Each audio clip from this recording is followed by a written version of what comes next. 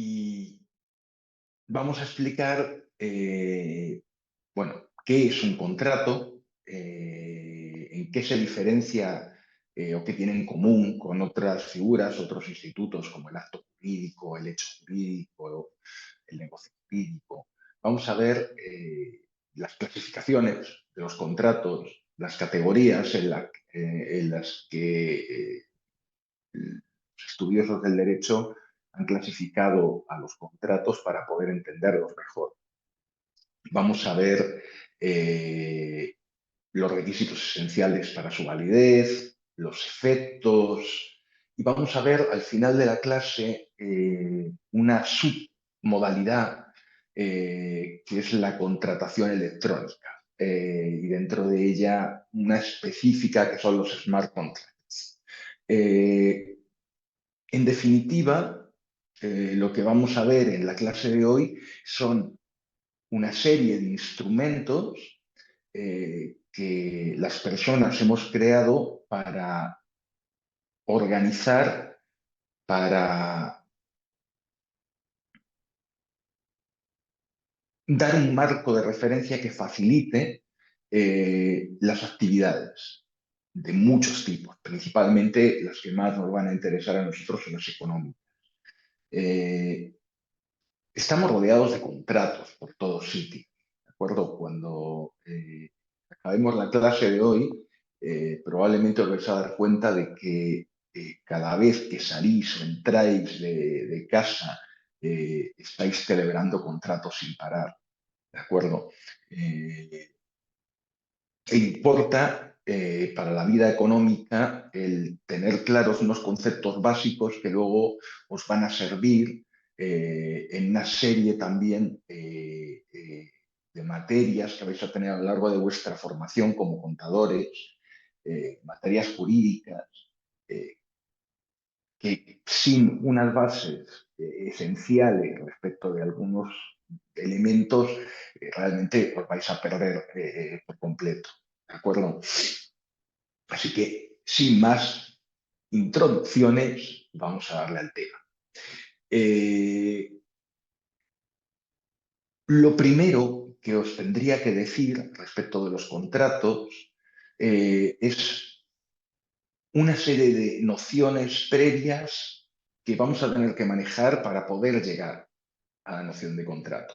Vamos a ir construyendo en base a esos elementos que compone la noción del contrato, de sus definiciones, el contrato final. ¿Qué modalidad es la primera revisión? Pregunta Vanessa. Vamos a dejar, si os parecen, las dudas respecto de las pruebas y la materia para el final y le damos a esto y nos lo quitamos encima. ¿Tá? Como os iba diciendo. Elemento fundamental. Profe, una pregunta, perdón que te Adelante. corte. No, no. Vos vas a poner diapositivas porque te escucho medio bajito y si no, no voy a poder sacar muchos apuntes, por eso. Ok, que me escuche bajito es un problema. Diapositivas, en realidad no tengo preparadas para toda la materia, hay algunas partes que sí, pero no pensaba usarlas. Entonces, Sí, sí, capaz que muchos se escuchan bien, pero lo que pasa es que yo justo estoy sin auriculares y escucho bajito en la compu. Por ah, eso. ¿hay alguien que o sea, me estáis escuchando bien o solamente es la compañera? Yo tengo el Yo celular, también lo. yo lo escucho bien, pero a veces se oye bajito, solo. Ok. Ta. Mm, Voy a intentar hacer lo que pueda. ¿De acuerdo? Os decía, vamos a partir de una noción básica, que es el hecho jurídico. Los hechos son, no os riáis, hechos, cosas que pasan. ¿De acuerdo? Hay un montón de cosas que pasan, pero a algunos de esos hechos el derecho le atribuye determinadas consecuencias jurídicas. ¿De acuerdo? Por ejemplo, es un hecho el nacimiento de una persona. Es algo que ocurre. A ese acaecimiento, a ese hecho, la ley, el derecho, le atribuye una serie de consecuencias jurídicas. ¿Cuáles? El que la persona que acaba de nacer tiene derecho a un nombre, a una filiación, a un estado civil, a una nacionalidad, ¿de acuerdo? Y esas consecuencias jurídicas se producen de forma automática al verificarse un hecho. Por eso le llamamos un hecho jurídico.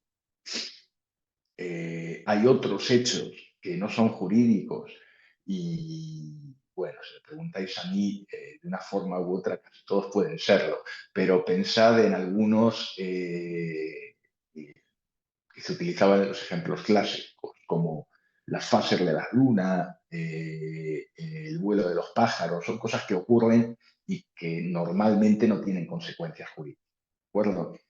Si tenemos ya claro lo que es un hecho jurídico, vamos al acto jurídico, porque el acto jurídico es también un hecho, pero es un hecho que se realiza mediando una voluntad consciente y pretendiendo, además, una consecuencia jurídica prevista en el ordenamiento. Ejemplo, un acto jurídico es, por ejemplo, requerir de pago a mi deudor respecto de una deuda. Cuando yo requiero a mi deudor que me pague lo que me debe, ese requerimiento, ese pedido de que le dirijo a mi deudor de que cumpla la obligación comprometida de pago, es un acto jurídico. Ese acto jurídico tiene consecuencias, ¿de acuerdo? Y una vez que tenemos claro que es un hecho jurídico y que es un acto jurídico, podemos llegar a la noción del negocio jurídico. Y el negocio jurídico es una manifestación intencional, estoy leyendo, no quiero equivocarme con esto, manifestación intencional de la voluntad tendiente a la producción de determinados efectos jurídicos que tienen respaldo en el ordenamiento jurídico. ¿Cuáles son ejemplos de negocios jurídicos? Por ¿Qué tiene ejemplo, respaldo en dónde, perdón? que tienen respaldo en el ordenamiento jurídico, en el conjunto de normas que constituyen el derecho, el derecho objetivo en ese sentido, el derecho, el conjunto de normas que rigen la vida diaria en una sociedad. ¿Qué ejemplos os puedo dar de negocios jurídicos? Varios. Y muy distintos. Tenemos, por ejemplo, un testamento, una voluntad que un sujeto expresa de forma válida y con la que pretende, con esa manifestación de voluntad, pretende conseguir un determinado efecto. Por ejemplo, la persona que está elaborando un testamento quiere que determinada persona reciba un bien que forma parte de su patrimonio una vez que esta persona ha muerto. ¿De acuerdo? Constituye un legado, por ejemplo, se llama a favor de un legatario. Es una manifestación de voluntad dirigida a obtener un efecto jurídico previsto en el ordenamiento. ¿De acuerdo? El ordenamiento dice que si una persona quiere hacer eso, debe otorgar un testamento.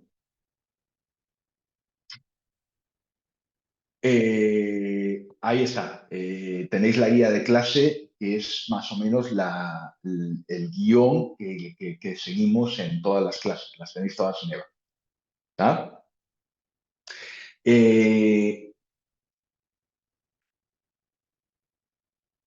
¿Qué otros ejemplos hay de negocios jurídicos? El otro ejemplo, quizás el más importante de negocio jurídico, sea el contrato.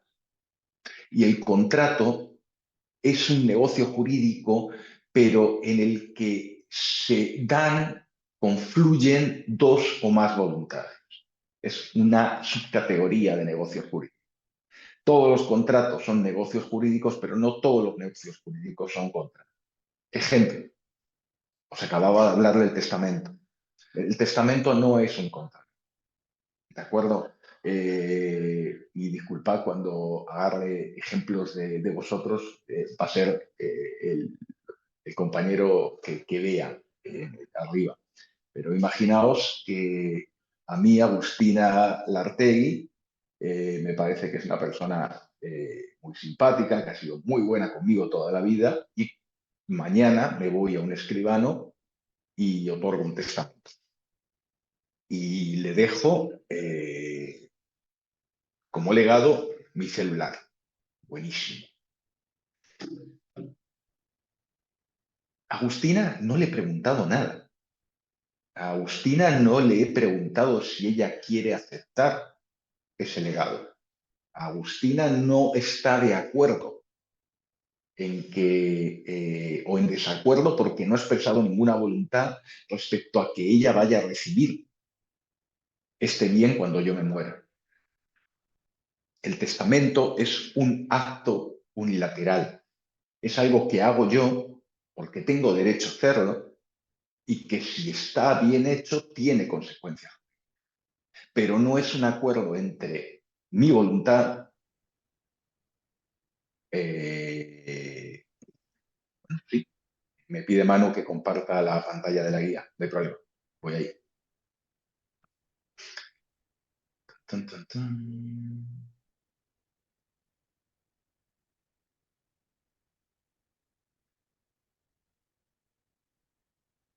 Deberíais poder verla. ¿Tá? Como os decía, todos los negocios jurídicos, todos los contratos son negocios jurídicos, pero no todos los negocios jurídicos son. Sí, manos levantadas. Matías, Una consulta, profesor. adelante. En el caso de un padre que hace su testamento y tiene, por ejemplo, dos hijos, eh, el hijo, por ejemplo, que quede fuera de ese testamento, ¿tiene derechos a hacer algún tipo de reclamo o al ser un contrato unilateral, la potestad la tiene el padre mismamente? No, veréis que el derecho privado, es decir, el derecho de las relaciones entre los sujetos privados, por oposición al derecho público, al derecho administrativo, rige, como vamos a ver más adelante, el principio de autonomía de la voluntad. Es decir, una persona puede hacer todo lo que la ley no le prohíba o no le prohíban contratos u otras disposiciones. En el caso que tú me comentas, ocurre que en Uruguay, igual que en muchas otras jurisdicciones, pero no en todas, hay excepciones, la ley no permite que un padre pueda excluir, salvo en casos muy, muy excepcionales, a uno de sus hijos del acervo hereditario, de la masa hereditaria de los bienes que esta persona deja cuando muere. Las personas en derecho privado en Uruguay pueden otorgar un testamento, pero ese testamento no será válido nunca si el testamento excluye a un heredero necesario, y lo son herederos necesarios los hijos. Básicamente, lo que se puede dar en el testamento cuando una persona tiene herederos necesarios, por ejemplo, una persona que es padre o madre de hijos, es una libertad limitada o acotada. La ley establece, también estoy hablando muy en términos generales, no quiero incidir mucho en el tema porque excede con mucho la clase, pero la ley establece respecto del patrimonio de la persona que muere, el causante que le llamamos en derecho, tres tercios. Un tercio que debe ser necesariamente distribuido entre los herederos necesarios de una persona, ¿de acuerdo? Partes iguales. Otro tercio que la persona que fallece, si otorga testamento, puede decidir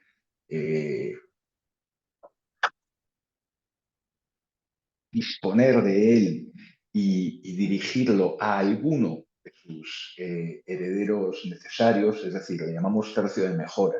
El primer tercio tiene que ser distribuido de forma equitativa.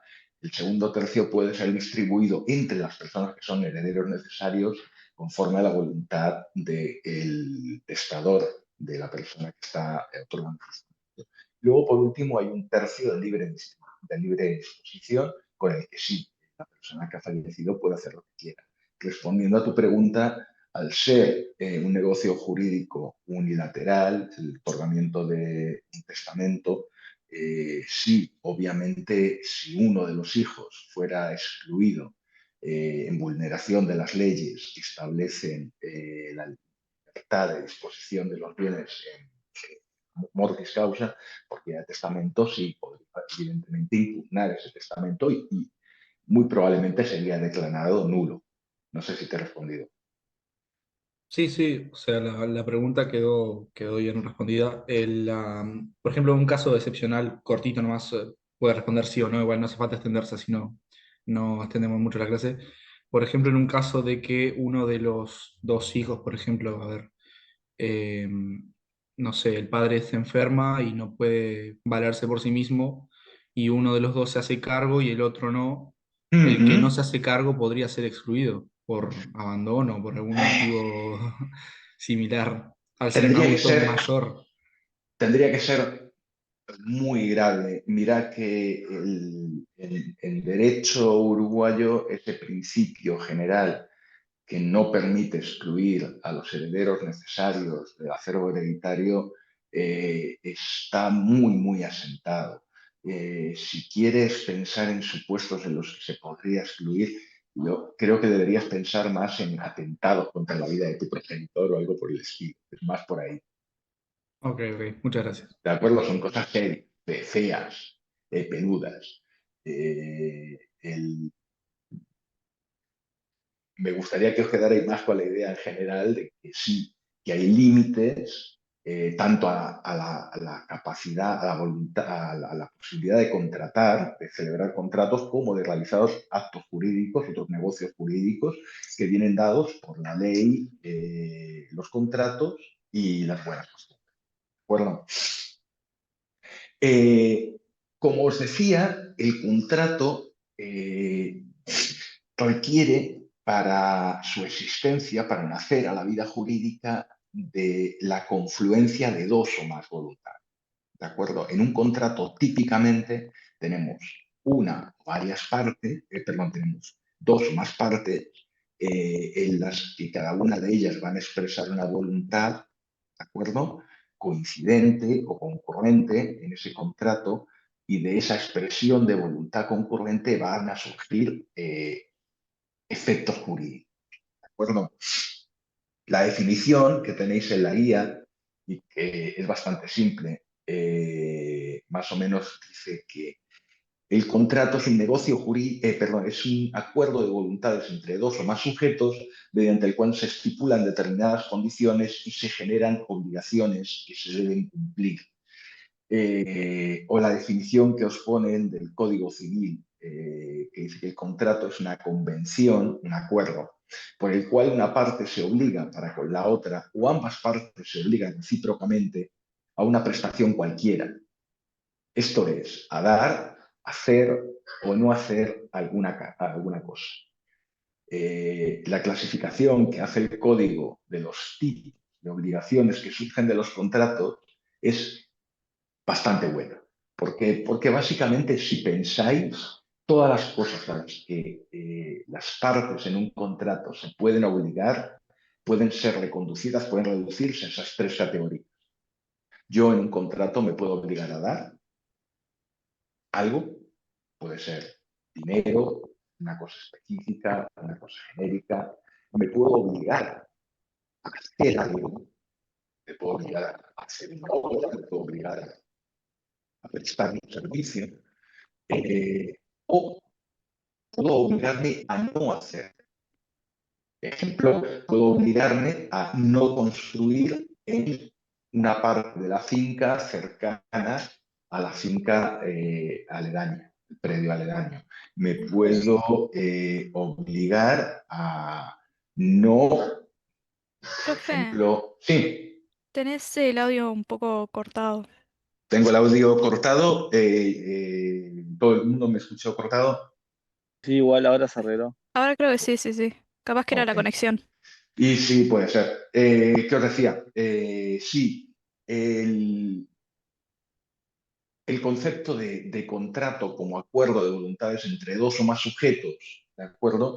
Implica precisamente ese elemento, el acuerdo de voluntades, la convención. Sin acuerdo de voluntades, sin ponerse de acuerdo, no existe el contrato, ¿de acuerdo? Y tampoco si de un contrato no nacen, ¿de acuerdo?, obligaciones para una o para ambas partes. Ya os he dicho que estas obligaciones pueden ser dar, hacer o no hacer. Pues bien,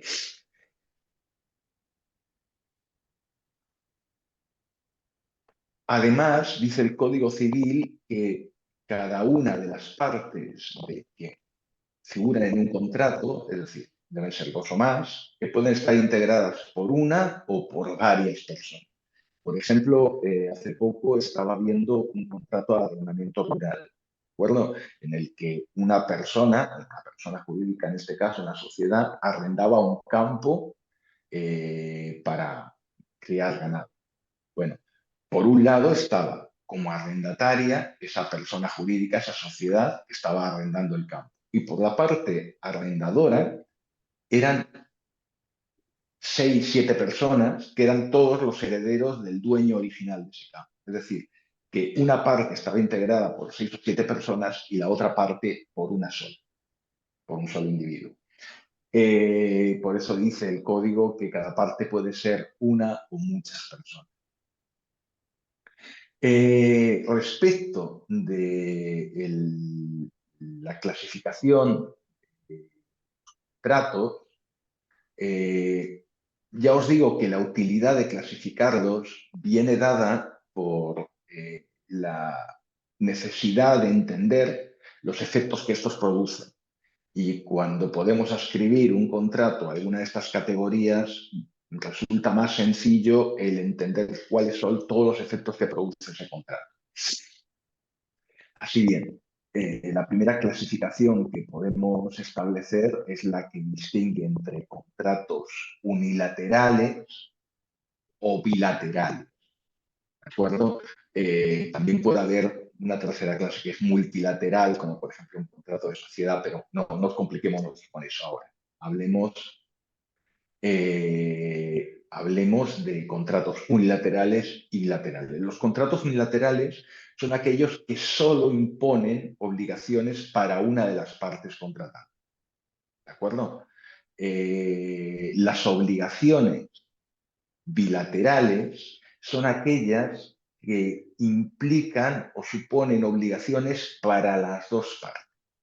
En el ejemplo de un contrato unilateral podemos tener un contrato de donación, un contrato por el que solo una de las partes asume una obligación, ¿de acuerdo? Y esa obligación es entregar una cosa a la otra a título gratuito, sin contraprestación. Y tenemos, por ejemplo, contratos bilaterales en los que surgen obligaciones para ambas partes. ¿De acuerdo? Esas obligaciones para ambas partes, por ejemplo, en un contrato de compraventa puede ser para el comprador entregar el precio en dinero y para el vendedor entregar la cosa objeto del contrato. ¿Veis cómo surgen obligaciones recíprocas en este caso? ¿De acuerdo? Pues bien, también podemos hablar respecto de la clasificación de los contratos en función de la utilidad que genera el vínculo entre contratos onerosos y contratos gratuitos. Los contratos onerosos son aquellos que tienen por objeto la utilidad de ambas partes en el contrato. ¿De acuerdo? Ambas partes obtienen una utilidad del contrato, pero ambas partes tienen que hacer un sacrificio para obtener esa utilidad. Ejemplo otra vez de la compraventa. Vosotros os os gusta mi celular, mucho, y queréis adquirirlo. Y yo estoy dispuesto a desprenderme de mi celular a cambio de una suma de dinero. Vuestra obligación de pagar el precio es un sacrificio para vosotros. Tenéis que renunciar a ese dinero y entregármelo a mí. A cambio, yo tengo la obligación de entregaros el objeto del contrato, el celular. Y es un sacrificio porque yo tengo este celular y estaba haciéndome de la utilidad que me reporta, llamando, mandando mensajes. Mi sacrificio se compensa por vuestro precio. Vuestro precio se compensa por la entrega de la cosa. Como veis, son obligaciones, ¿de acuerdo? Que asume una parte frente a la otra. Es importante tener también presente la diferencia o la clasificación de los contratos entre conmutativos y aleatorios. Un contrato conmutativo es aquel en el que las prestaciones de cada una de las partes se ven por la opuesta como equivalente. Lo explico. Acabamos de hablar del contrato que celebrábamos para adquirir este celular. Yo no digo que sea lo que vale, pero si, por ejemplo, Federico por ley y yo celebramos un contrato de compraventa por este celular y yo le pongo un precio, teniendo que ya está viejito el pobre, de $150 y Federico manifiesta su voluntad concurrente de que acepta ese precio por este bien, en realidad lo que tenemos es un acuerdo de voluntades en el que Federico está dispuesto a pagar $100 y pico por este celular y yo estoy dispuesto a desprenderme de él por $100 y pico. Es decir, el precio y la cosa, la entrega de la cosa y la entrega del precio, las partes las ven como equivalentes. No digo que lo sean, digo que lo ven como. A vosotros os puede parecer que por un Pixel 6A de hace 2 años, $100 es mucho más de lo que vale. Y está perfecto, pero a Federico le parece que es lo que vale. Importa en cuanto a la equivalencia de las prestaciones para definir a un contrato como conmutativo y que las partes vean las obligaciones recíprocas, los sacrificios y las utilidades como equivalentes. ¿Bien? ¿Muy perdidos o más o menos me seguís? Interrumpidme, preguntadme cuando queráis, no tengo Bien, ningún bien, drama. se entiende. Está. Profe, yo quería, ¿se podía repetir el ejemplo de contrato unilateral y bilateral? Un ejemplo como para... Sí, un contrato unilateral es aquel que establece, siempre hay dos partes o más, ¿de acuerdo? Unilateral o bilateral no quiere decir que haya una parte o dos partes. Unilateral quiere decir que solo hay obligaciones para una de las partes y la otra no está obligada a hacer nada. El contrato básicamente es, yo me obligo a entregarte el celular gratis y la otra parte dice, estoy de acuerdo con que me entregues el celular gratis. ¿Qué obligaciones tiene la persona que recibe el celular? Ninguna. ¿Qué obligaciones tiene la persona que lo entrega? Entregar.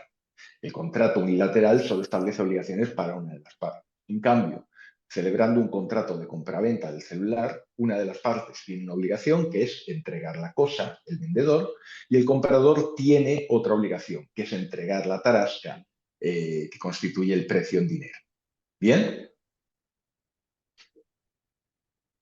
Sí, perfecto, gracias. Ok.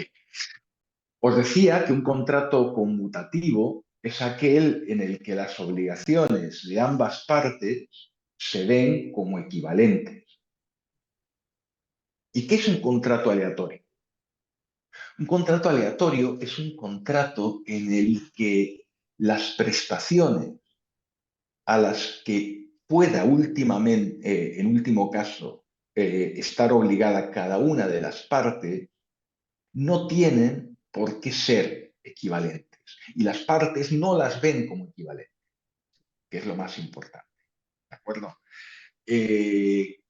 Hay varios ejemplos de contratos aleatorios, pero quizás el que me viene a la cabeza ahora y que me parece más evidente es el contrato de seguro.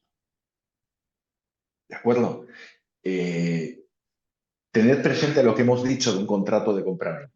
En un contrato de ¿El compraventa, contrato de qué dijiste, profe? contrato de seguro, como Ah, ejemplo de bien. contrato aleatorio. ¿Bien? En un contrato de compraventa tenemos un bien al que el vendedor le pone un precio. Y frente a esa oferta, a ese precio, el comprador llega y dice, bueno, me parece bien, o dice, no, me parece muy alto, yo estaría dispuesto a pagar tanto, y ahí entramos en una negociación y al final, si llegamos a un acuerdo, tenemos un contrato. Pues bien, en ese caso sabemos perfectamente, al haber celebrado el contrato, cuáles son las prestaciones que van a tener que realizar cada una de las partes. Como veíamos, Jesús entrega el celular, el comprador entrega el precio. Saben perfectamente qué es la obligación de uno, qué es la obligación de otro, y entienden que el valor de la plata equivale al valor del bien y viceversa. En un contrato aleatorio no es así. Pensad en un contrato de seguro. ¿De acuerdo? Vosotros os acabáis de comprar un auto. Y Sofía, por ejemplo, se ha comprado un auto y lo ha asegurado con el Banco de Seguros del Estado. Y Federico se ha comprado exactamente el mismo auto y ha contratado exactamente el mismo seguro de automóviles. Sofía sale del concesionario donde ha adquirido el vehículo, conduce hasta su casa, lo estaciona, se va a hacer las cosas que tiene que hacer, vuelve a tomar, viaja con él y disfruta del auto durante 5 años y nunca sufre un siniestro. Nunca la golpean estacionada, nunca golpea a nadie, ni le hace daño a nadie, nunca le rayan el auto, nunca pasa nada que sea considerado un siniestro y que dé lugar a una reparación contractual por parte de la compañía de seguro. ¿Bien? Sofía nunca ha obtenido una prestación por parte de la aseguradora más allá de la de tener esa cobertura por si un riesgo se produce. En cambio, Federico, en el mismo momento en el que sale del concesionario, no se da cuenta de que hay una luz, un semáforo con luz roja, se lo salta y golpea a un vehículo que está un poco más adelante. ¿De acuerdo? O al revés, un vehículo le embiste nada más salir del concesionario. Bueno, imaginémonos que a Federico le han reventado el auto mal. Queda con una pérdida absoluta y le tienen que dar el dinero para adquirir un nuevo auto. ¿De acuerdo? Si veis las prestaciones de Federico y de Sofía, Sofía ha pagado la cuota del seguro, ha pagado la prima, el premio del seguro durante todos los meses, durante 5 años, y nunca ha recibido ninguna prestación por parte de la aseguradora. Ninguna indemnización, si queréis. Una prestación sí la ha recibido, que es la cobertura que recibe. Pero ninguna indemnización. En cambio, Federico, el primer día que tenía su auto asegurado, ha recibido una prestación equivalente al 100% del valor del vehículo. En un caso, Federico ha pagado muy poco, una cuota, un premio, una mensualidad de la póliza, y ha obtenido $30.000 de indemnización. En el caso de Sofía, ha pagado muchísimo dinero en concepto de primas y nunca ha recibido esa indemnización porque no se ha producido un siniestro. La desproporción o la falta de equivalencia entre las prestaciones de cada una de las partes que está sometida a un efecto aleatorio, o si quieren ustedes decir, a la suerte, hace que se diferencien de aquellos otros contratos conmutativos en los que las obligaciones de cada una de las partes son perfectamente definidas y equivalentes. ¿Bien? ¿Me has Entonces, seguido? una pregunta. Dale.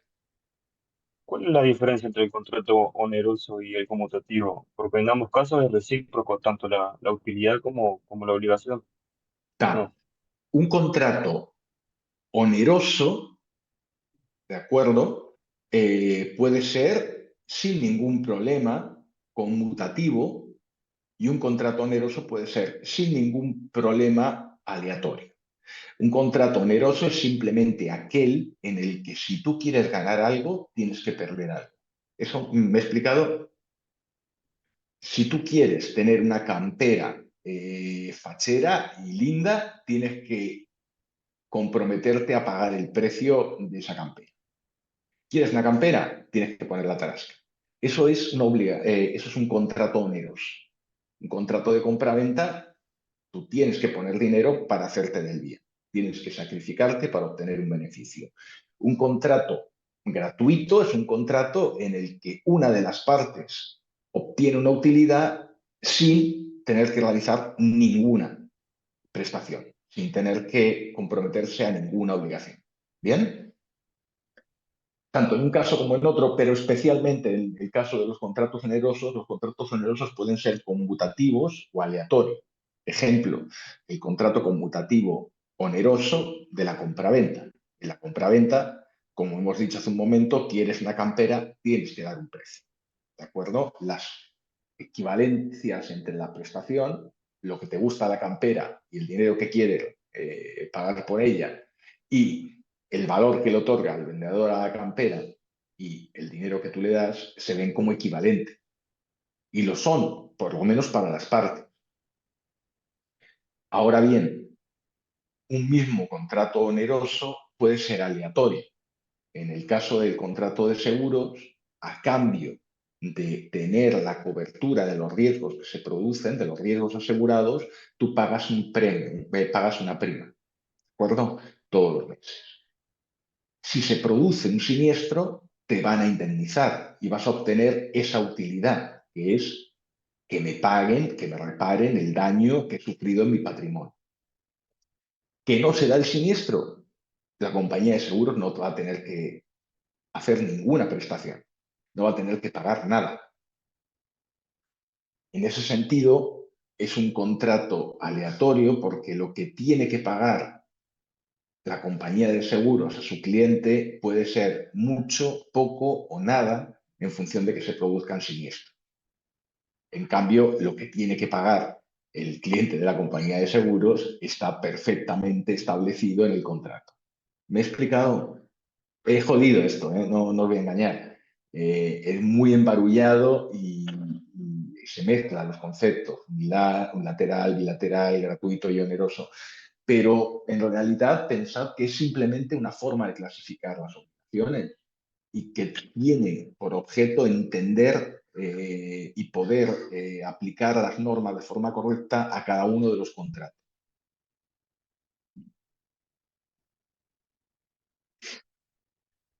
Ok,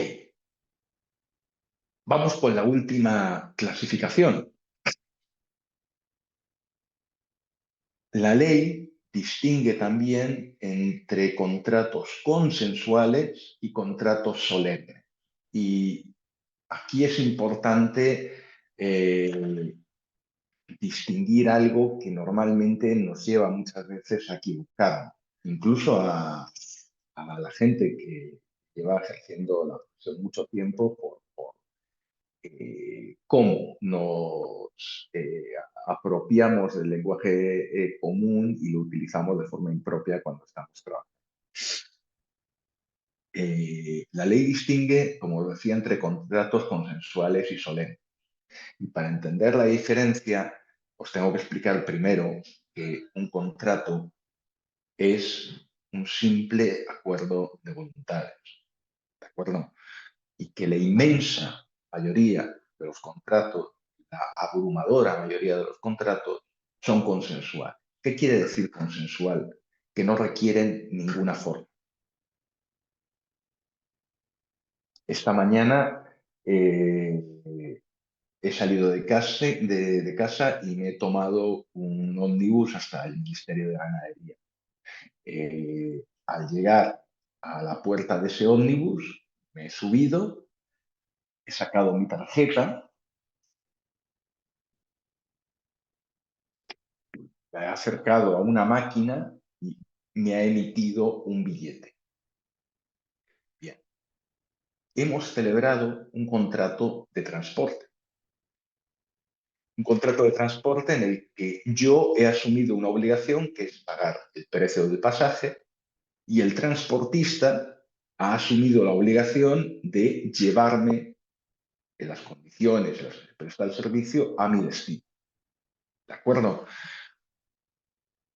No hemos firmado nada, no hemos dejado nada por escrito y no por eso hemos dejado de celebrar un contrato como la Copa de un Pino.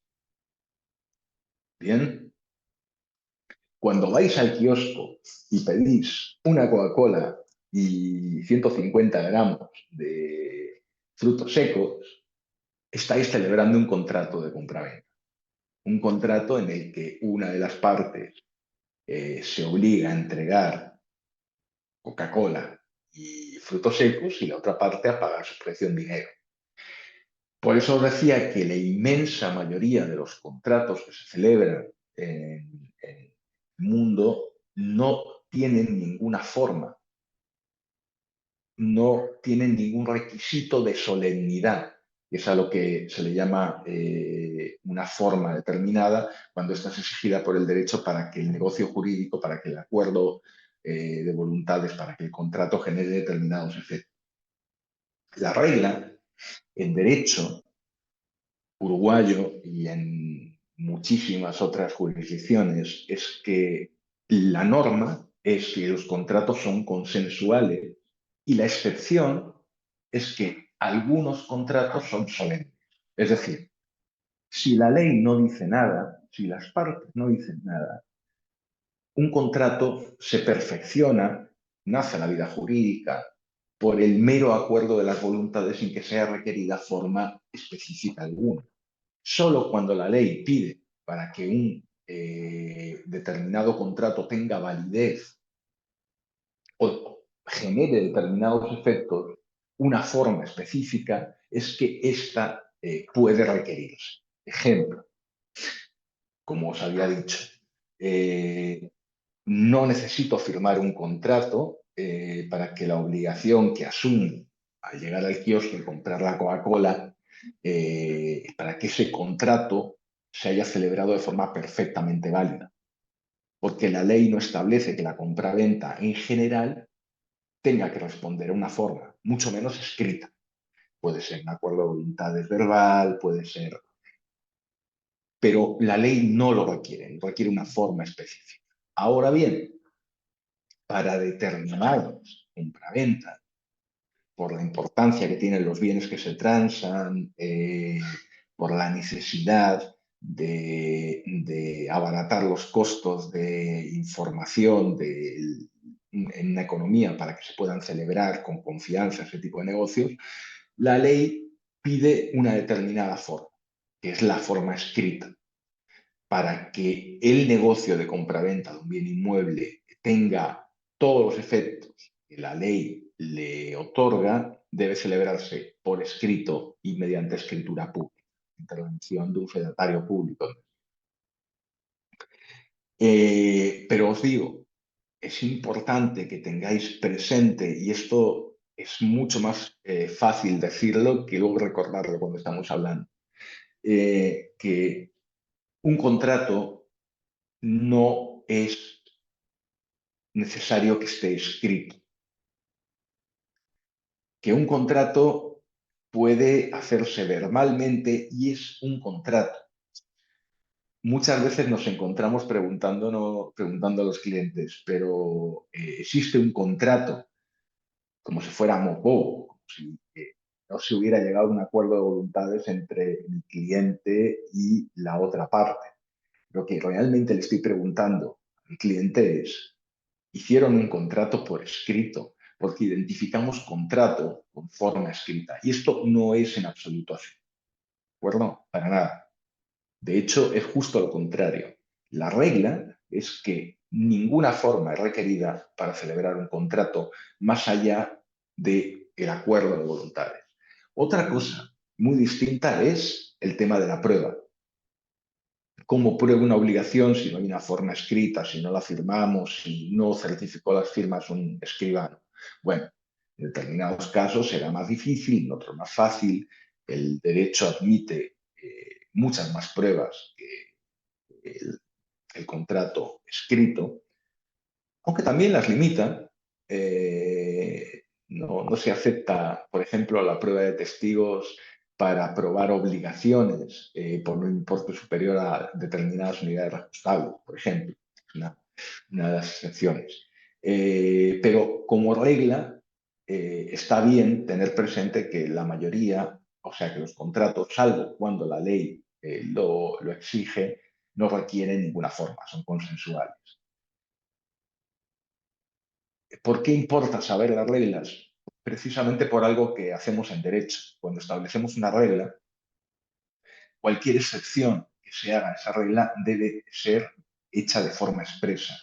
Y en concreto, en esta materia de solemnidades, debe ser hecha mediante una ley.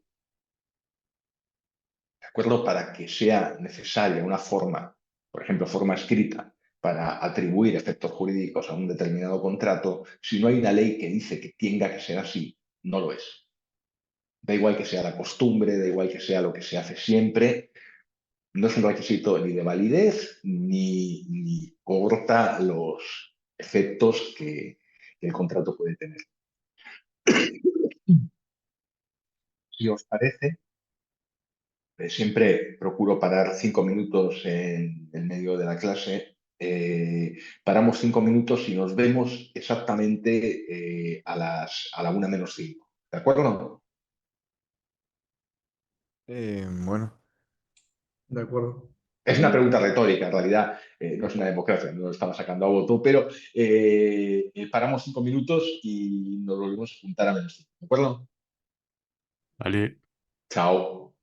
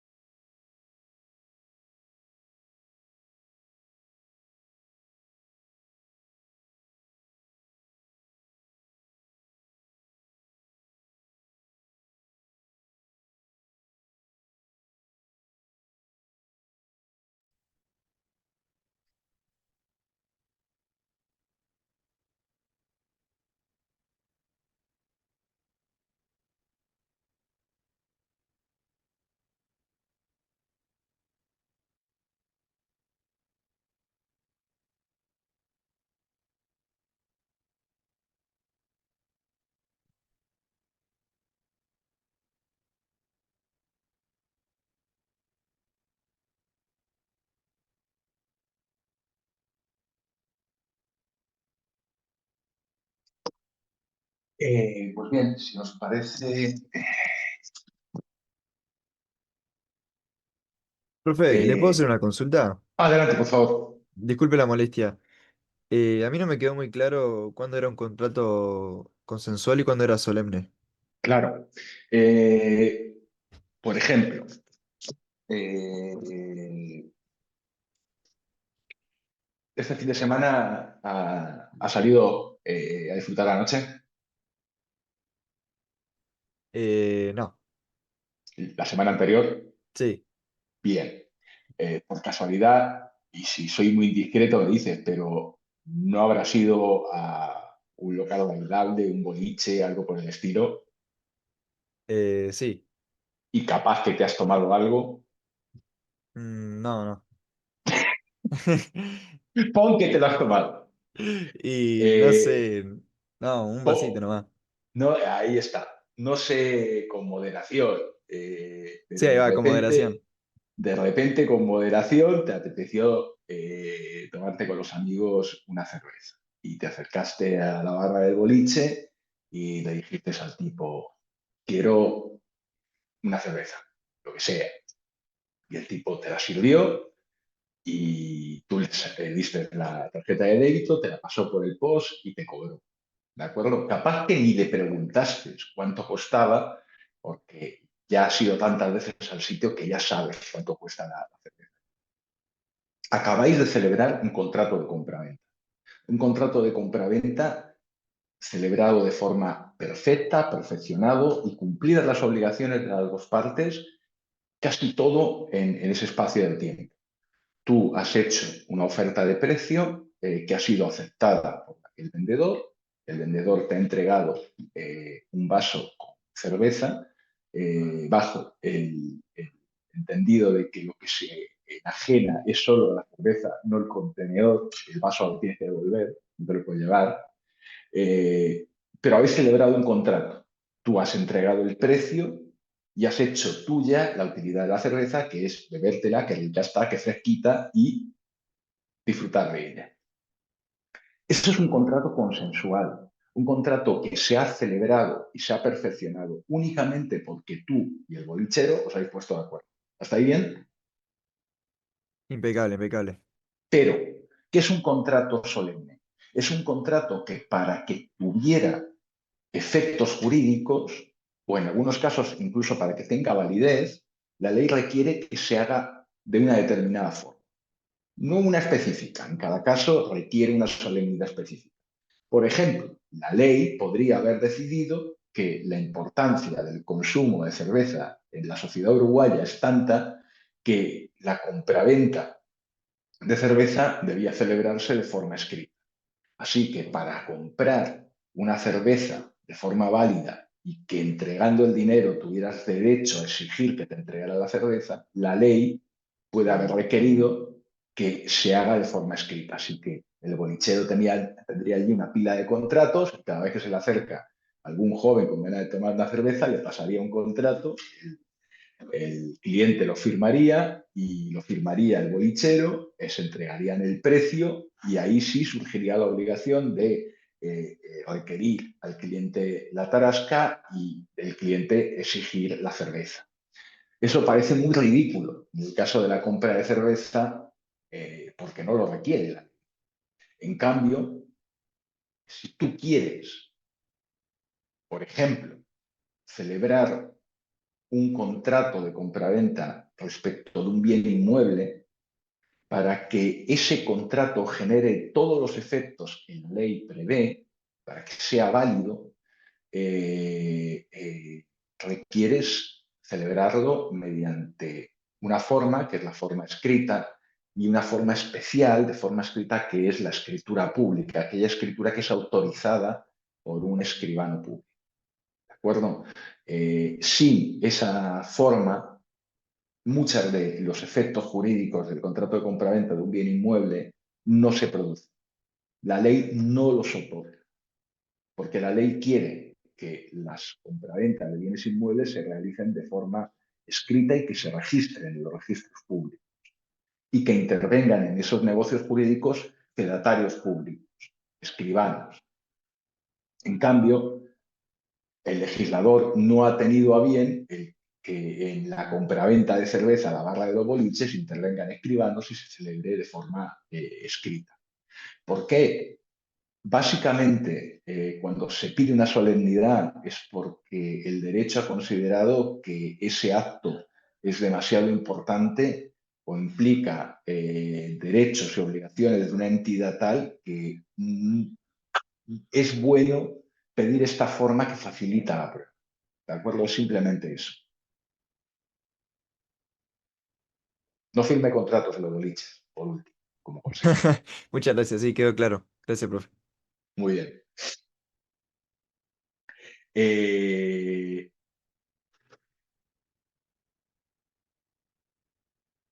¿Podemos celebrar un contrato respecto de cualquier cosa? ¿Qué límites hay?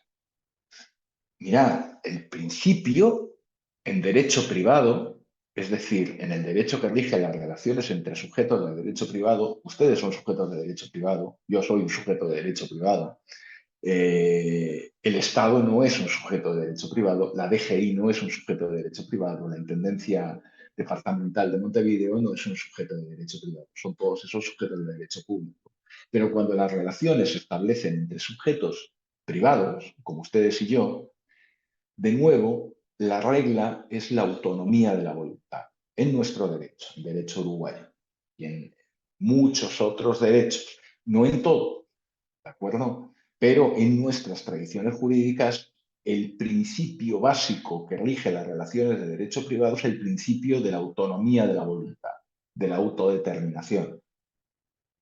El Código Civil Español tiene una fórmula que a mí siempre me gustó mucho, que dice, como quiera que las partes quieran obligarse, quedan obligadas. Las partes en un contrato tienen la más absoluta libertad de llegar a los acuerdos que estimen oportunos y por el hecho de haber llegado a ese acuerdo, quedan obligadas las partes, la una frente a la otra, al cumplimiento de las obligaciones que surgen del contrato. Ese es el principio de autodeterminación, el principio de autonomía de la voluntad.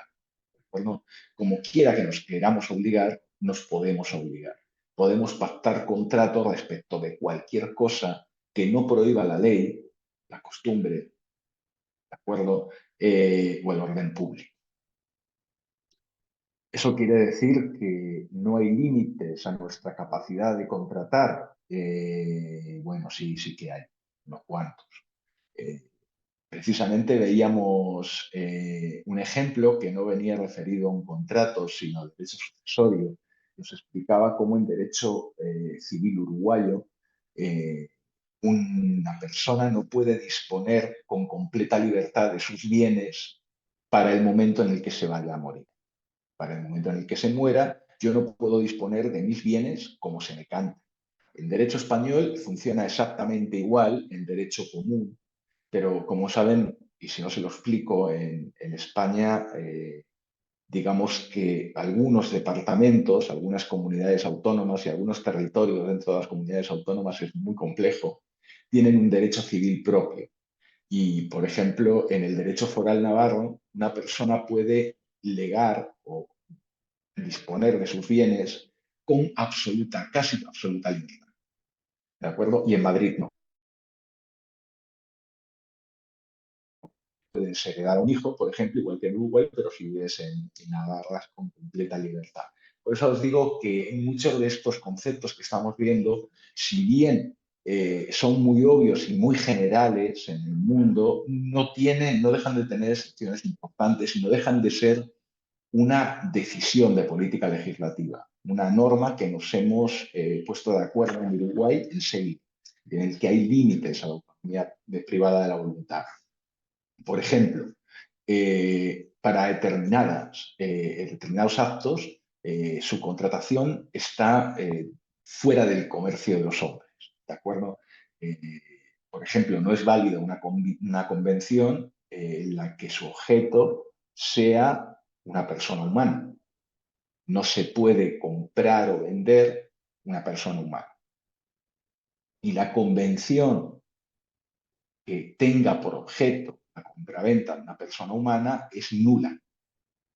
No genera ningún tipo de efecto jurídico, más allá de que eventualmente si esto se hiciera y con independencia de que exista una convención, obviamente es un delito, es una conducta que está penalmente reprimida, pero no tendría ninguna validez. Del mismo modo, hay algunos negocios jurídicos que son en general permitidos, pero que para determinadas específicas objetos están prohibidos o limitados. Por ejemplo, si yo quiero comprar 50 kilos de marihuana con efecto psicoactivo, no puedo hacerlo a no ser que esté registrado en los registros correspondientes como una entidad autorizada para el cultivo y la adquisición de marihuana medicinal y tenga la autorización correspondiente para poder acaparar y tener en mis existencias una cantidad X de este tipo de sustancia, y deberé también tener una autorización para poder contratar la compraventa internacional y la exportación de ese elemento. Es decir, no está prohibido por la ley el celebrar convenciones que tengan por objeto la compraventa de 50 kilos de marihuana, sino que está regulada y restringida a determinados sujetos. Y las convenciones que se realizan por sujetos no autorizados, aparte de generar consecuencias en el ámbito penal, son nulas. ¿De acuerdo? Hay otras actividades también que están reguladas. Por ejemplo, nosotros no podemos celebrar un contrato en el que yo les presto servicios como intermediario financiero, porque para ser un intermediario financiero, primero que tengo que ser una sociedad anónima y segundo tengo que estar registrado en el registro de sociedades de intermediación financiera del Banco Central y estar sujeto a una serie de requisitos, condiciones y a la inspección de la Superintendencia de Servicios Financieros. Esto quiere decir que sí, en principio, en términos generales, como principio general, la voluntad es libre, pero dependiendo de los sujetos que intervienen, del objeto de la convención, del servicio o el bien que se transe, puede haber limitaciones a esta libertad. ¿Hasta aquí bien? ¿O no? Bien, bien. Bien, vamos a seguir. Sí, bárbaro. Genial. Aparte, hay requisitos que los contratos deben cumplir para ser válidos. De nuevo, ¿qué es ser válido? Válido quiere decir que surtan sus efectos en la vida jurídica. Cuando decimos que un contrato es válido, por ejemplo, un contrato de compraventa, el que celebraba nuestro compañero Nacho con la cerveza, quiere decir que si se celebra válidamente, si es un contrato válido, da derecho al bolichero a pedir la tarasca que vale la cerveza y da derecho a su compañero a pedir la cerveza que ha adquirido en el boliche. ¿De acuerdo? Cuando un contrato no es válido, no genera esos efectos en la vida jurídica. ¿Y cuáles son los requisitos de validez de los contratos? Muy variados. ¿De acuerdo? Hay requisitos genéricos, que son los que vamos a ver en clase, que aluden al consentimiento, la capacidad, el objeto y la causa, los elementos de validez clásicos de un contrato, que son comunes a todos los contratos que se celebran. Y después hay requisitos específicos para determinados contratos, requisitos específicos de validez. ¿De acuerdo? Muy bien. Primero, para que un contrato sea válido, se requiere que se dé el consentimiento. Y un consentimiento, además, válidamente prestado y formado. ¿Qué quiere decir esto? Básicamente, que para que exista un acuerdo de voluntades, éstas se tienen que haber expresado. Tiene que haber habido un consentimiento. Ojo, el consentimiento no requiere necesariamente siempre decir, sí, estoy de acuerdo. Lamento volver al ejemplo del boliche, no vamos a salir de ese boliche más de la clase de hoy, pero si recordáis cómo se había desarrollado, cómo se había celebrado el contrato, ni siquiera se había mencionado el precio. Era tácito, ¿de acuerdo? Y la aceptación del precio por la cerveza tampoco se expresó en unos términos tan claros. Simplemente se acercó la tarjeta al POS y podemos interpretar que de ese acto de pago surge la voluntad del cliente de adquirir la cerveza y pagar el precio, y del hecho de servirla en el vaso surge la voluntad del bolichero de entregar la cosa. No necesariamente tenemos que expresarlo como si pusiéramos subtítulos debajo, ¿de acuerdo? Muchas veces el consentimiento es tácito. El consentimiento es tácito, por ejemplo, cuando vamos a una estación y pagamos el hielo dentro y vamos a la heladera y hay un pistero ahí al lado y decimos, ya hemos pagado dentro, abrimos la puerta, sacamos la bolsa y nos la llevamos. ¿De acuerdo? El consentimiento está siendo, en ese caso, tácito. E incluso el consentimiento puede venir dado por el silencio.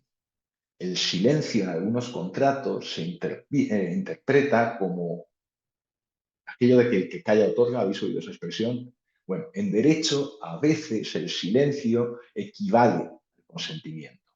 Es decir, el consentimiento debe ser no necesariamente expreso o tácito, lo que sí debe ser es válido y debe ser expresado válidamente. ¿De acuerdo? Y ¿cuándo un consentimiento no es válido? La ley establece, el Código Civil establece que el consentimiento no es válido cuando éste se presta mediando error, violencia o dolo. ¿Qué quiere decir esto?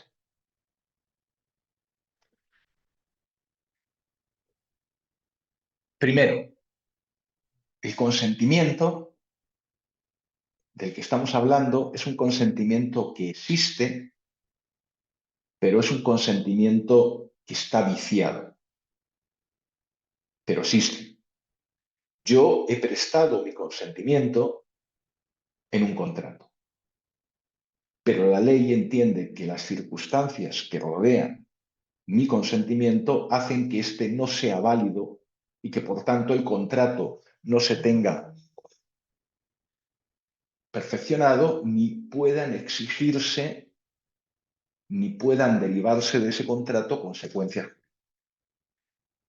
¿Y cuáles os decía que eran los vicios del consentimiento? Error, violencia y dolo. El error es cuando una de las partes prestó su consentimiento incurriendo en un error respecto de alguno de los elementos esenciales del contrato. Por ejemplo, pensó que estaba comprando kilos y lo que estaba comprando eran toneladas. O pensó que estaba comprando una determinada calidad y estaba adquiriendo otra. ¿De acuerdo? Es un error que lleva a viciar el consentimiento haciéndolo nulo o anulado, si queremos utilizar el término correcto. Todos los errores que se pueden cometer tienen relevancia jurídica como para que podamos calificar a un consentimiento como viciado de error. En realidad no. Por ejemplo, la ley dice claramente que el error respecto de la ley no es alegable o que errores que no tienen una entidad suficiente para haber condicionado el otorgamiento del consentimiento, no alcanza a ser causa de la habilidad del mismo. ¿De acuerdo? Violencia es un vicio bastante más obvio. En la violencia lo que tenemos es un consentimiento arrancado.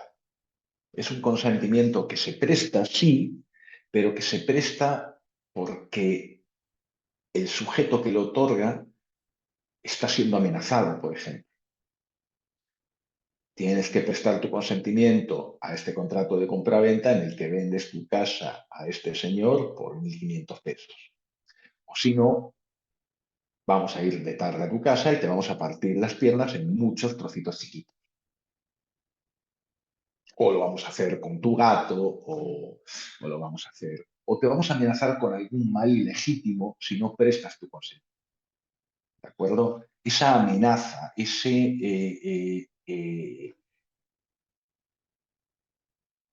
querer forzar el consentimiento de una persona mediante medios ilícitos, amenazándola, vicia por completo el consentimiento. Para la ley, ese consentimiento es claramente anulable. ¿De acuerdo? Y veo que hay de repente algún mensaje en el chat, pero a ver, recreo de 5 minutos.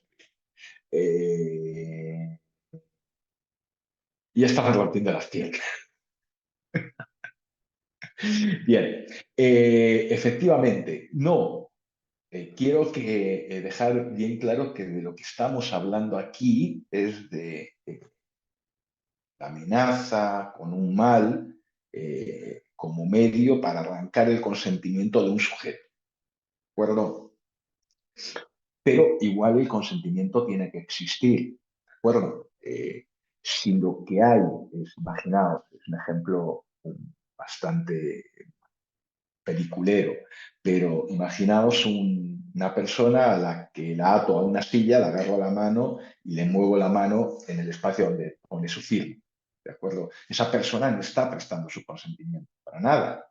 Ese consentimiento simplemente no existe. En cambio, si a esa persona me siente, le digo, mira, tienes una casa preciosa en la playa, sería una lástima que se prendiera fuego si no prestas tu consentimiento para la venta.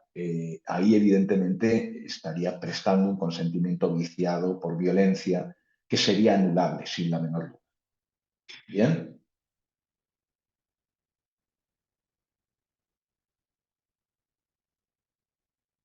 Si quieres comprarle, José, el terreno al vecino del fondo y quieres que esa compraventa sea válida, no deberías amenazarle con romperle las patitas ni nada por el estilo. Deberías llegar a un acuerdo con él respecto del precio, porque sólo así ese acuerdo de compraventa surtiría sus efectos en la vida jurídica. Una vez que el otro señor se sienta lo suficientemente seguro de que no vas a poder romperle las piernas, por ejemplo, porque ha contratado a un señor más fuerte, más grande y más malo que tú, lo que va a hacer es irse al juzgado, denunciar ante la justicia penal por las amenazas que constituyen un ilícito y además ante la justicia civil va a decir que este consentimiento fue prestado de forma no válida y quiero que sea anulado. Y sin la menor duda la justicia anularía el consentimiento, el contrato sería declarado nulo y además deberías muy probablemente indemnizar a tu vecino del fondo. Así que, como consejo, recomiendo la vía de llegar a un acuerdo respecto del precio. ¿Tá? Y si va por delinquir, procurar que no os pille. Ese es el consejo. La lesión no forma parte de los vicios del consentimiento. María Eugenia pregunta, no sé si tienes acceso al audio, pero ¿me puedes precisar a qué te refieres por lesión? ¿Una lesión física? No, lo que pasa es que, por ejemplo, yo vengo de derecho civil, entonces Bien, ahí hablaban de lo que es la lesión en conjunto con el error, la violencia y el dolo. sí, por eso que te estaba preguntando. En realidad sí, no os quiero complicar mucho ahora, pero sí, en realidad lo que serían los vicios del consentimiento específicamente tratados en el artículo 1260 en el artículo que trata del consentimiento, de los vicios del consentimiento son el error, la violencia y el dolo. La lesión probablemente pueda reconducirse dentro de la violencia y el dolo, sin ningún problema. Bueno, ¿De muchas acuerdo? gracias. En cuanto al dolo, el dolo es la mala intención, el ánimo de engañar, el obtener el consentimiento de la otra parte mediante engaños, artificios, mentiras. Y cuando se otorga el consentimiento mediante mentiras, ese consentimiento evidentemente es anulable. Por ejemplo, yo miento respecto de la calidad de la cosa que estoy vendiendo, o miento respecto de que esa cosa me pertenece, ¿de acuerdo? Y en base a esas mentiras se toma la decisión por parte de la contraparte de prestar su consentimiento. ¿De acuerdo? La capacidad, por otra parte, para prestar el consentimiento también es un requisito de la ley. ¿De acuerdo? Todas las personas, por el hecho de serlas, tenemos una capacidad abstracta de gozar de derechos y de ser titulares de obligaciones. Es decir, es cualquier persona, al menos en teoría, el dolo, me pregunta Martina Ramírez, el dolo es el ánimo de engañar, es la mala intención, es arrancarle el consentimiento a una persona mediante engaños, diciéndole que le vas a vender una cosa que es tuya cuando la cosa no es tuya o cuando la cosa no existe. Ahí está, un fraude también es una palabra que podría servir para sustituir a dolo, un sinónimo. Bien. Estábamos hablando de que el consentimiento, además de ser válidamente expresado y no estar viciado, debe ser emitido por quien tiene capacidad legal para hacerlo. Y os explicaba primero que existe una capacidad genérica de goce, abstracta, que se predica de todas las personas por el hecho de ser, por el hecho de que cumplan con los requisitos que hace que éstas sean reconocidas por el derecho como personas.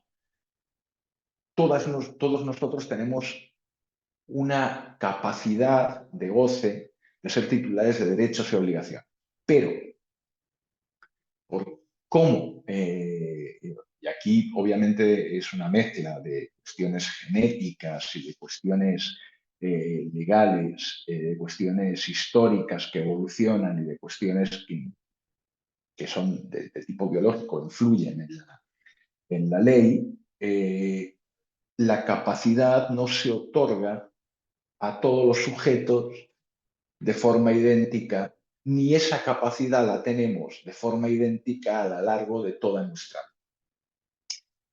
Por ejemplo, no nos puede resultar sorprendente a ninguno de nosotros que un niño recién nacido o una niña recién nacida no tenga capacidad para prestar su consentimiento en un contrato. Bueno, es evidente que, aparte de que iba a tener serios problemas para expresar su consentimiento si no puede hablar, no puede escribir, además de eso, su cerebro no está desarrollado para asumir determinadas obligaciones, para asumir determinadas, para ser titular de determinados derechos, eventualmente en algunos casos, o para ejercer esos derechos principalmente. Por ejemplo, un bebé recién nacido puede sí ser titular de un bien que ha heredado, por ejemplo, pero no puede disponer de él Exactamente. Decía Matías, no tener capacidad de obrar, el estar limitado en el ejercicio de tus derechos y obligaciones por normas legales, que pueden atender algo que nos afecta a todos por igual respecto de la edad. ¿De acuerdo? Y así, a medida que nos vamos haciendo mayores, hasta llegar a la mayoría de edad, 18 años, en algunos casos excepcionales para algunos determinados actos antes, en el momento en el que obtenemos nuestra plena capacidad de obrar.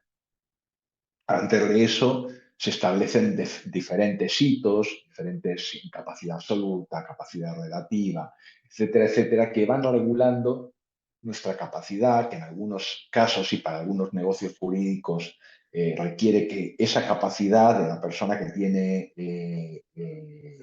esa capacidad incompleta de la persona sea complementada con la del padre, tutor, etcétera, o que permite que para determinados actos sí se pueda prestar consentimiento válido y no para otros, ¿de acuerdo? Y también es algo que no se mantiene necesariamente así el resto de nuestra vida natural.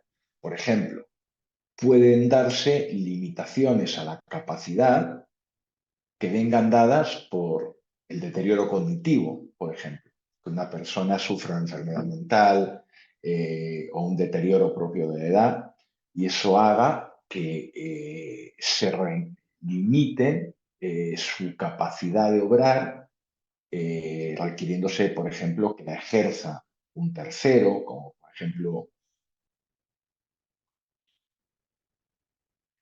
pregunta Matías, si no tengo goce, por más que pueda obrar o no podría ser capaz de validar un contrato. En realidad es así. Tú tienes el derecho, pero no lo puedes ejercer por ti mismo o no lo puedes ejercer solo por ti mismo. ¿De acuerdo? Cuando opera alguna limitación de la capacidad de las personas, normalmente es, en atención, en la inmensa mayoría de los casos, es en atención a la protección de esa persona. Tienes una posibilidad, un poder, una capacidad teórica, pero que está limitada, que está reducida en función de circunstancias que te afectan. Ejemplo, cualquier persona puede firmar un título valor, un cheque, ¿de acuerdo? Al menos en teoría. Debes tener una cuenta bancaria, el cheque, debes tener fondos a la orden, tal, lo que quieras. Pero al menos en teoría, cualquier persona humana puede firmar un título valor. Eso no supone un problema. Un menor no puede firmar un título valor. Si firma un título valor, si firma un cheque, si agarra un cheque de la chequera de su padre y lo firma, no va a quedar obligado, como quedaría obligado cualquier persona que firme un título valor. ¿Por qué? Porque no tiene capacidad para prestar su consentimiento. No es posible que lo haga. Tiene esa capacidad, al menos abstracta, sí. La tiene para poder ejercerla por él, no. Y en este caso la puede hacer por un tercero, tampoco. ¿De acuerdo? Para firmar un título de valor se debe tener plena capacidad. Aparte, el objeto de la convención debe ser lícito y suficientemente determinado. ¿Qué quiere decir ello? El objeto debe estar, ya sea de forma genérica, ya sea de forma específica, contemplado como uno que permite que las partes celebren una convención respecto de él. Como os decía, un objeto que no es lícito es un objeto que la ley prohíbe que sea transado por las partes de forma general o específicamente por determinadas partes porque lo somete a determinadas autorizaciones, a determinados controles. Cuando el objeto de la convención, por ejemplo, es, como os decía, la venta de una persona, esa convención es nula de pleno derecho. Nunca va a surtir ningún efecto en la vida jurídica. No se puede reclamar la propiedad de la persona porque se ha firmado un contrato y mucho menos se puede requerir, se puede reclamar ante la justicia el precio que se negoció en la convención por esa persona. La ilicitud del objeto afecta a la convención, afecta al acuerdo, al contrato.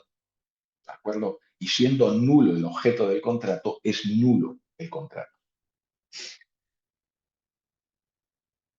Aparte, la ley exige también que el objeto sea lo suficientemente determinado o determinado. ¿De acuerdo? La ley no quiere convenciones que tengan un objeto abstracto, genérico. La ley quiere que el objeto esté determinado o que al menos pueda ser determinado. Por ejemplo, me puedo comprometer a venderte tantas toneladas de soja o me puedo comprometer, y ahí estaría perfectamente determinado el objeto de la convención, o me puedo comprometer a venderte la soja que produzca un determinado campo, en cuyo caso no está perfectamente determinado la cantidad, por ejemplo, porque dependerá de cómo sea de buena o de mala la cosecha, pero es determinable, porque una vez que hagamos la cosecha de ese campo, va a dar una determinada cantidad y esa es la cantidad que estoy obligado a entregar. Si, por ejemplo, la cosecha no produjera ningún fruto, produjera muy poco, simplemente entregando el fruto cosechado ya habría cumplido con la obligación de entregar el objeto. Por eso el objeto debe estar determinado o debe ser determinable. Y la causa inmediata de la obligación debe ser del mismo modo lícita. ¿De acuerdo? La razón por la que las partes contratan no debe estar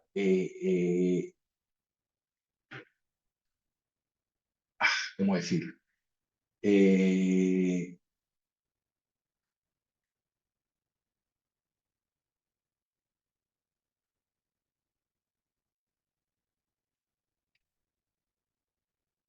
El fin que persiguen las partes con la convención, si quieren ustedes, o la razón práctica que tienen las partes en celebrar el contrato, no debe ser ilícita.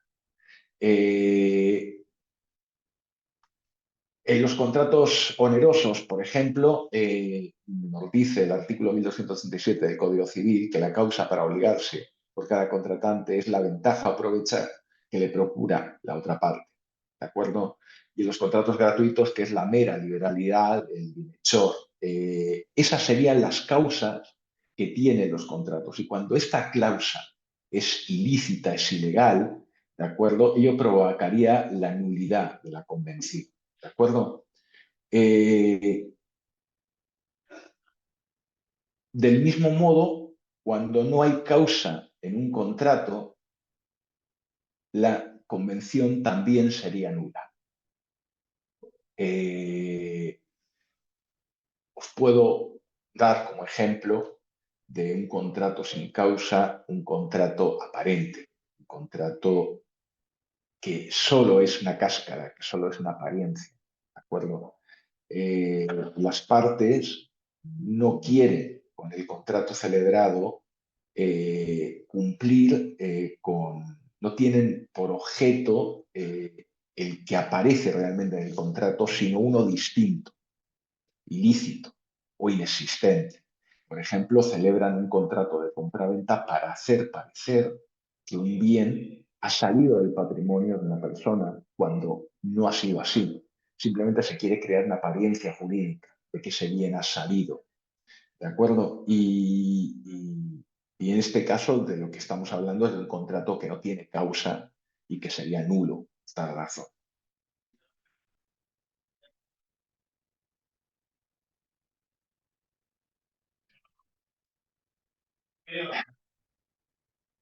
Respecto de los efectos de los contratos, simplemente mencionaros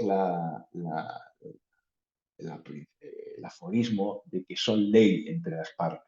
Es decir, que si el contrato se ha celebrado válidamente, si el consentimiento se ha prestado válidamente, si existe una causa lícita, si existe un objeto lícito, si el contrato, de hecho, es un contrato válido, este obliga a las partes en los términos de la convención y además en todo aquello que exija la buena fe.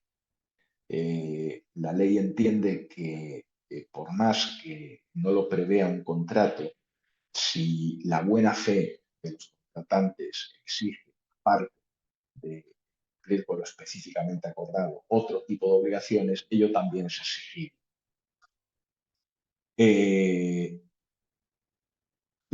Además de ello, es también posible en los contratos el que se pueda actuar mediante representante, otorgando el consentimiento no directamente a la persona en cuya esfera jurídica se van a producir los efectos del contrato, sino por un tercero que lo representa. Esa representación puede tener origen en la ley, como tienen, por ejemplo, los padres respecto de sus hijos menores, o puede tener por origen una convención también, un contrato de representación en el que una persona contrata con otra a representarla. Así que no habría mucho problema con aquello. Y para terminar, permítanme mencionarles algunas variedades de contratos que son los contratos electrónicos y los smart contracts. La contratación electrónica realmente no deja de ser una contratación que responde a todos los criterios y a todos los elementos de los que hemos estado hablando durante la clase. Es simplemente una contratación en la que el consentimiento y la forma de celebración no responde a la dicotomía clásica de contratos verbales, contratos escritos. Es un contrato en el que la manifestación de voluntad se da por medios electrónicos y importa porque cada vez son más frecuentes y cada vez vamos a ver que nos estamos encontrando con que la forma típica de la contratación en determinados sectores de actividad económicos, imagínense principalmente los servicios, especialmente con una popularidad terrible, todos los servicios de utilidades básicas, agua, luz, gas, servicios de entretenimiento, telecomunicaciones, cada vez todos estos servicios están viendo reducida la contratación en términos clásicos, un contrato escrito, firmado por ambas partes, y están evolucionando a contratos en los que la manifestación de la voluntad y su celebración se dan todos en un ámbito digital, sin que haya un rastro de papel, si quieren, un respaldo típico, y el consentimiento de las dos partes se hace surgir mediante archivos electrónicos que pueden probar que las partes efectivamente prestaron su consentimiento. ¿De acuerdo?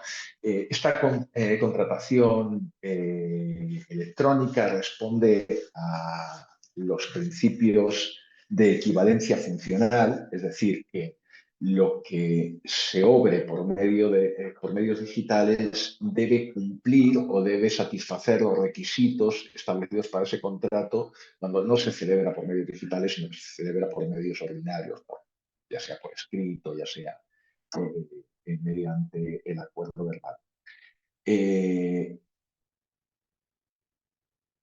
hecho de que, también otra de las características de la contratación electrónica, el hecho de que la contratación se celebre por medios electrónicos no altera los derechos y obligaciones que surgen del contrato celebrado, ni altera los elementos esenciales del mismo.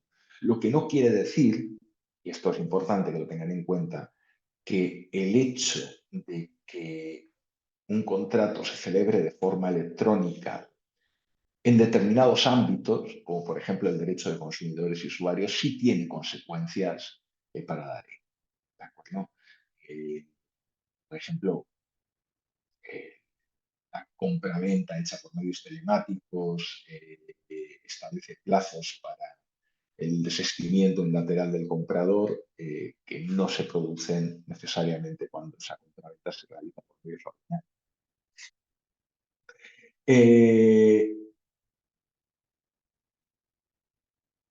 Por último, me gustaría hablaros de los smart contracts o contratos inteligentes. Espera, que tenía un mensaje. Repetir esto último que dijiste, Sofía, no sé qué es lo último que dije. De los contratos electrónicos. O sea, Sí, que dijiste- lo que os comentaba es básicamente que el contrato electrónico se diferencia de un contrato no electrónico, consensual, verbal, un contrato escrito, en que los medios para formalizarlo y sobre todo para expresar el consentimiento difieren de los ordinarios. En concreto, cuando yo contrato, muchas ocasiones en muchos países, creo que en Uruguay también en muchas ocasiones, un seguro, lo que hago es entrar en la página de la aseguradora, entrar a de las partes de la web en la que dice contrata el seguro, introduzco los datos, mis datos, introduzco los datos del bien a asegurar, el vehículo, la patente, el año de fabricación, el modelo, informo a la aseguradora de todos los datos, la aseguradora a partir de esos datos me da un presupuesto de lo que sería el premio que tendría que pagar para tener esa cobertura, para trasladar el riesgo del siniestro al patrimonio del asegurador. Y yo simplemente para dar mi consentimiento en ese contrato, lo que hago es clic a casilla y verificar que estoy prestando mi consentimiento y después dar los datos para transferir el importe de la prima y ya estaría asegurado. Con independencia de que eventualmente me podría llegar al correo la póliza para que yo la firmara y me la quedara como un respaldo, ¿de acuerdo? Pero el contrato se habría celebrado válidamente por medios electrónicos, expresando mi consentimiento mediante un tic en la casilla de la web.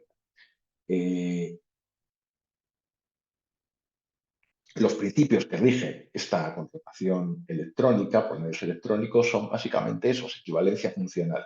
Lo que estoy haciendo a través de medios electrónicos es esencialmente lo mismo que haría por medios convencionales, solo que con una forma distinta, y cumplo con todos los requisitos que la ley exige a los contratos cuando se celebran por forma convencional. Que no cambie nada de lo que existe, con independencia de que, como os comentaba, el celebrar un contrato por medios electrónicos, por ejemplo, en el ámbito de los derechos de los usuarios, puede tener algunos efectos distintos respecto siempre de ventajas o derechos adquiridos para la parte que contrata respecto de quien ofrece el bien o el servicio. Y por último, os hablaba de los smart contracts en cuanto a que es una nueva modalidad de contratación consistente en un conjunto de protocolos informáticos que permiten a un dispositivo por sí mismo procesarlos y ejecutarlo de forma autónoma sin necesidad de intervención humana. En realidad, de lo que estamos hablando aquí es de contratos o no, dependiendo a quién les preguntes, convenciones en las que surgen derechos y obligaciones para las partes que se celebran por un conjunto de órdenes preestablecidas en un programa informático. No sé si lo habéis oído alguna vez, pero hay algunos de estos programas que utilizan la tecnología de blockchains que son aplicados para realizar compras y ventas de títulos negociables en las bolsas de valores, en los que las decisiones de compra y de ventas se utilizan por estos estos sistemas de órdenes preestablecidas, si quieren ustedes, estos protocolos informáticos.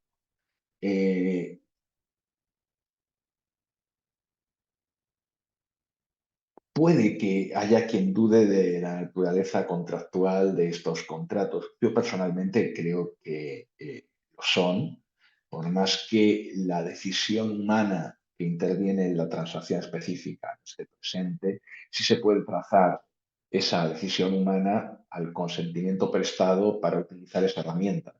Así que con 1, 2 o 3 pasos en medio siempre nos vamos a encontrar una voluntad humana que se expresa, creo, a través de esta tecnología. En definitiva, son aspectos todavía muy poco regulados que vamos a ver a lo largo de nuestra vida natural, cómo se popularizan y cómo se regulan cada vez más, porque sobre todo y especialmente cuando inciden en áreas tan hiperreguladas como el mercado de valores o la banca o la oferta de servicios básicos como salud, suministro.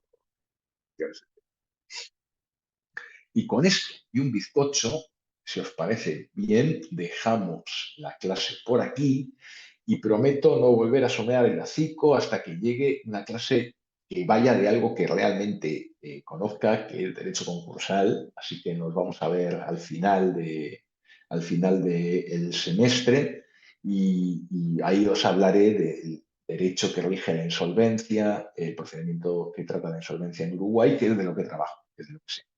La próxima clase no es conmigo.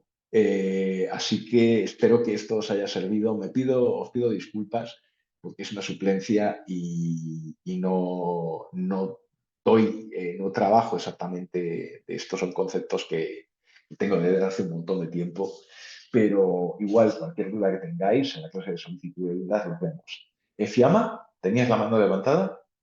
Sí, profe, pero ahora que dijiste eso, no sé si sabes más o menos cuáles son las preguntas no sé, un ejemplo de una pregunta de revisión. Mira, en esta asignatura en concreto, lo más probable, porque fue así en otras convocatorias, no es seguro, es que nos pidan a los docentes que hemos dado alguna de las clases que formulemos las preguntas. Eh, por ejemplo, una pregunta típica que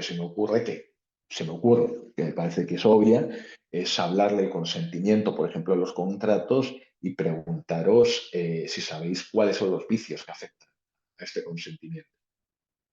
Ah, serían preguntas más tipo como teóricas, como de lo que sé del tema. Sí, quiero decir, otras partes del temario nos permiten hacer preguntas mucho más prácticas, mucho más en esta situación, aplicar el conocimiento que tenéis. Daos cuenta de lo que habéis visto conmigo en clase, aunque tiene una aplicación práctica, es esencial y principalmente un marco teórico que os sirve para construir a partir de ahí. ¿Es múltiple opción? Sí, sin la menor duda. La modalidad de examen hace mucho tiempo ya que son exámenes de múltiple opción con 3 opciones por pregunta. ¿De acuerdo? No tengo ni idea de la revisión cuándo es. Entiendo que sí, que es virtual. Debería saber cuándo es la revisión, pero no lo sé. Mal. Igual debería estar en la ficha publicada. Sale presencial, porque la convocatoria anterior me parece que se hizo virtual, pero ya te digo, ahí no os puedo concretar porque no estoy participando en la organización del curso. No quiero decir una cosa por otra. ¿Está? Preguntar en EVA. Ahí está. Ahí está, excelente, Paola. Gracias por la clase, profe. No, gracias a vosotros por aguantar este tostón. Espero que no os hayáis quedado dormidos. Vale, ¿ah? Un abrazo a todos. Chao.